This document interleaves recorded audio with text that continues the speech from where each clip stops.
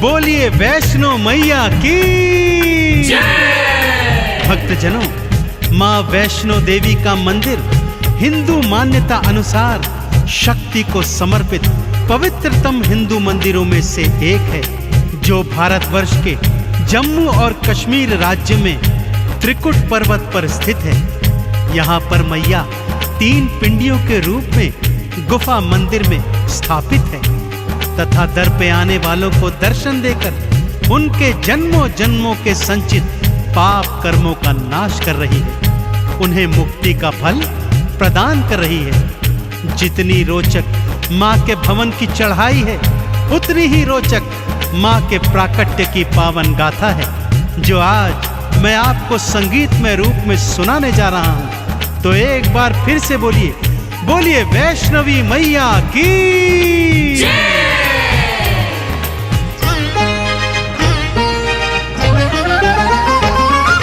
वैष्णो माँ नारायणी वैष्णवी वरदायिनी, पिंडी रूप में दर्शन देती भव से पार लगायिनी।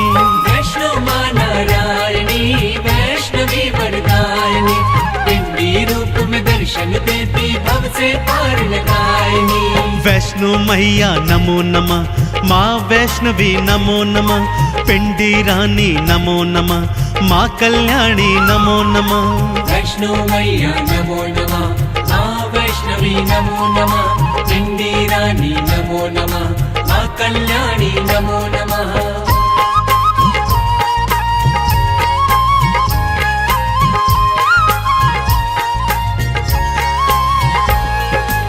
भक्तजनों, माँ के प्राकट्य की गाथा इस प्रकार से है। जम्मू स्थित कटरा जिले में हंसाली नामक गांव था भक्तों। इसी गांव में एक निर्धन ब्राह्मण श्रीधर अपनी पत्नी के सहित रहा करता था। माँ वैष्णो का परम भक्त था भक्तों। दिन रात माँ की भक्ति करता और जो रूखा सूखा मिलता उसको माँ का प्रसाद समझकर माँ को भोग लगाकर स्वयं भी ग्रहण करता।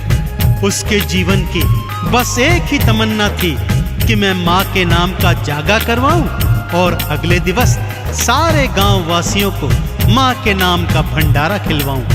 पत्नी उसकी बात सुनकर कभी हंसती और कभी रोती थी। घर में खाने को अन्न का एक दाना भी नहीं था और उसका पति सोच रहा है पूरे गांव को भंडारा खिलवाने की।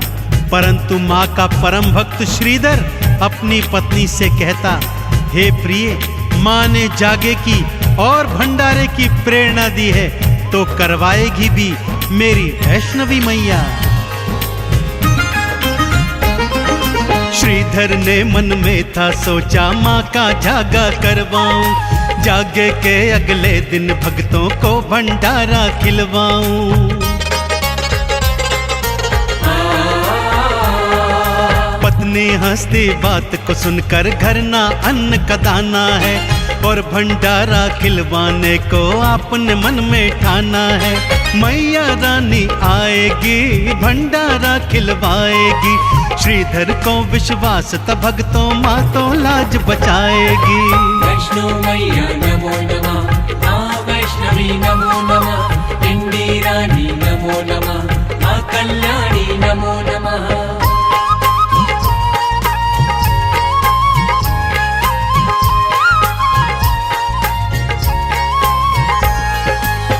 और एक रात उसे स्वप्न में माता वैष्णो के दर्शन हुए। माँ ने आश्वासन दिया कि जा मेरे भक्त, मेरे नाम का जागा करवा और अगले दिन पूरे गांव को मेरे नाम से भंडारा खिलवा।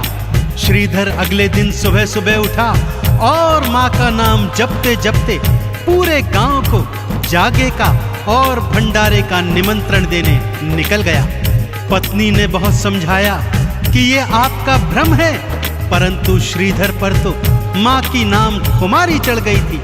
सारे गांव सहित वो भैरवनाथ और उसके शिष्यों को भी भंडारे का निमंत्रण दे आया। सबके मनों में कौतूहल है कि भला ये दरिद्र हमें क्या भंडारा खिलवाएगा। अगले दिन सब जागे में गए और फिर भंडारा खाने पंगत में बैठ गए। घर में अन्न का एक दाना भी नहीं और सारा गांव खाना खाने बैठा है कि तभी सब क्या देखते हैं, एक लाल चुनर ओढ़ी छोटी सी कन्या श्रीधर श्रीधर कहती हुई आती है और भोजन का पात्र उठाकर उसमें से 56 भोग निकाल निकाल कर सारे गांव को खिला रही है। श्रीधर की आंखों से खुशियों के आंसू छलक रहे हैं। भक्तों, मैया का चमत्कार ऐसा ही है।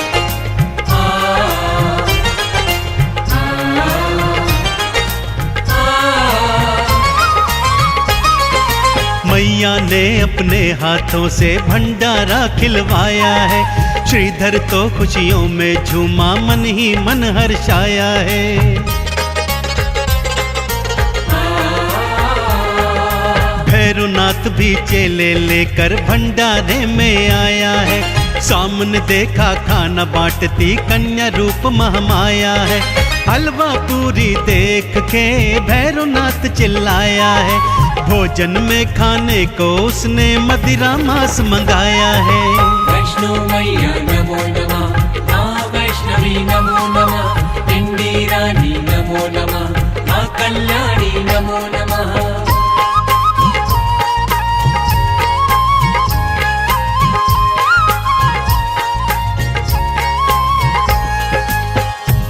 वैष्णो मैया ने भी अपनी माया चला दी। भक्तों, मांस के थाल और मदिरा के प्याले आ गए, परंतु ज्यों ही भैरवनाथ ने मांस का टुकड़ा उठाया, माँ की कृपा से हलवा चना बन गया।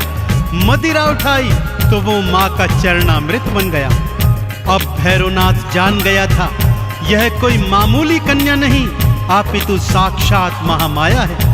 वो जैसे ही माँ को पकड़ने भागा, माँ लांगुर सहित त्रिकुट पर्वत की ओर पवन वेग से भाग निकली। मैया की अजब लीला है भक्तों। माँ और लांगुर आगे आगे और भैरवनाथ पीछे पीछे। दौड़ते दौड़ते लांगुर को जब प्यास लगाई तो माँ ने बाण मारकर धरती से गंगा प्रकट कर दी। आज भी सभी भक्त इसको बाण गंगा के नाम से जानते हैं और यहाँ पर स्नान करके अपने तन के रोगों को दूर करते हैं। आगे चलकर माँ एक गुफा में जाकर छुप गई और लांगुर बाहर पहरेदारी करने लगा। भागते भागते वैष्णो रानी एक गुफा में थी आई। मैया अंदर छुप गई और बाहर लांगुर अगवाई।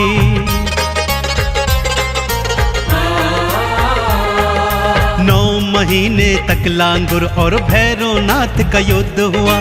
युद्ध भयंकर था, भक्तों पर कोई परिणाम नहीं निकला। मैया क्रोध चढ़ आई है, गुफा से बाहर आई है। भैरवनाथ से युद्ध करन को हाथों खड्ग उठाई है। वैष्णो मैया नमो नमः, माँ वैष्णवी नमो नमः, पिंडी रानी नमो नमः, माँ कल्याणी नमो नमः।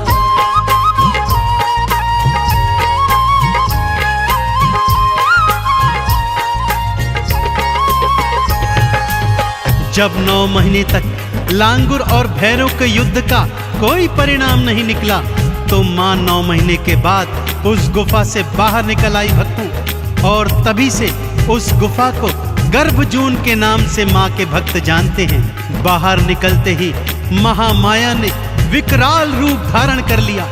8 भुजाओं में अनेक अनेक अस्त्र शस्त्र धारण किए और माँ भैरवनाथ से युद्ध करने को तत्पर हो गई।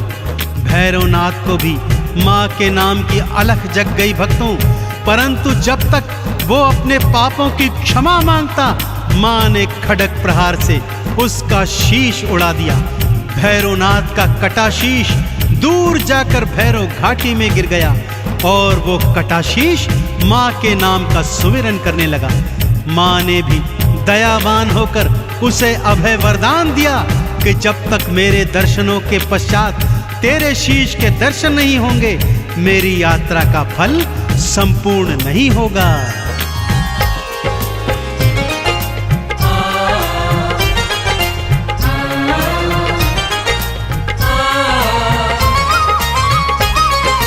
कटे शीश ने भैरों के जब माँ की अलख जगाई थी, उसको अभय वरदान देने आ गई महामाई थी।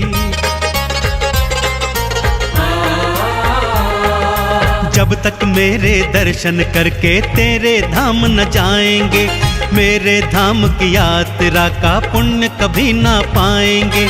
मैया के दर्शन के बाद भैरव घाटी जाते हैं, मैया के भैरव के दर्शन भक्त सारे पाते हैं।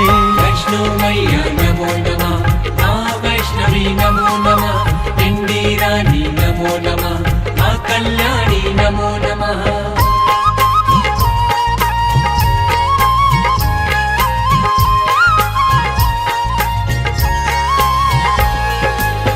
अब आइए भक्तों, आपको माँ के भवनों की सैर करवाता हूँ। सबसे पहले आता है माँ का परम धाम कौल कंढोली, फिर आती है बाण गंगा, जहाँ भक्त लोग स्नान करके अपने तन के रोगों को दूर करते हैं। थोड़ा चढ़ाई चढ़ने के बाद दर्शन होते हैं चरण पादुका के, जहाँ एक शिला पर माँ के पावन चरणों के निशान हैं। भक्त इनका दर्शन करके आगे को बढ़ते हैं तो आती है वो पावन अर्धकुंवारी गुफा, जहाँ पर माँ ने 9 माह तक वास किया था। यहाँ दर्शन करने के पश्चात चढ़ाई थोड़ी कठिन हो जाती है भक्तों, और आगे हाथी मत्थे की सबसे कठिन चढ़ाई के बाद सांझी छत पर भक्त आकर कुछ देर विश्राम करते हैं और माँ के भवनों का दर्शन करते हैं। अब आती है माँ की वो पावन गुफा, जहाँ पर महालक्ष्मी, महासरस्वती और महाकाली पिंडी रूप में एक साथ सभी भक्तों को दर्शन देती है। तो बोलिए पिंडी रानी मैया की।